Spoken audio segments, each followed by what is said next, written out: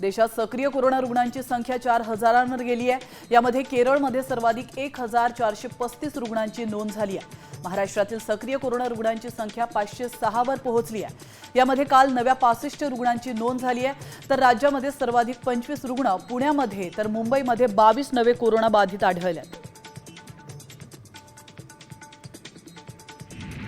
अहिल्यानगर जिल्ह्यात 2 कोरोना बाधित रुग्ण आढळलेत। एकावर शहराच्या खासगी रुग्णालयामध्ये उपचार सुरू आहेत, तर दुसऱ्या रुग्णाला उपचारासाठी पुण्याला हलवण्यात आले। कोविड रुग्ण आढळून आल्याने जिल्हा रुग्णालयामध्ये अतिदक्षता विभागात 10 बेड राखीव ठेवण्यात आलेत।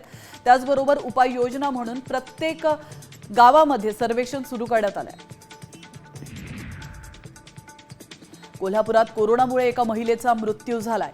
सीपीआर रुग्णालयामध्ये गेल्या 4 दिवसांपासून या महिलेवर उपचार सुरू होते। कोरोनामुळे जिल्ह्यातील हा पहिलाच मृत्यू आहे, त्यामुळे आरोग्य यंत्रणा सतर्क झाली आहे। राज्यभरात कोरोनाचे सर्वाधिक रुग्ण आता पुण्यामध्ये सापडलेत। राज्यामध्ये गेल्या 24 तासात 65 रुग्णांना कोरोनाची लागण झाली आहे।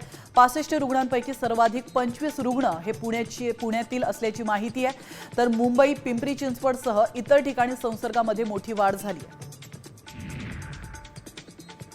ठाण्यामध्ये कोरोनाच्या 5 नवीन रुग्णांची नोंद झाली आहे। त्यामुळे रुग्णांची संख्या 108 वर गेली आहे। तर 16 रुग्णांवर उपचार सुरू आहेत।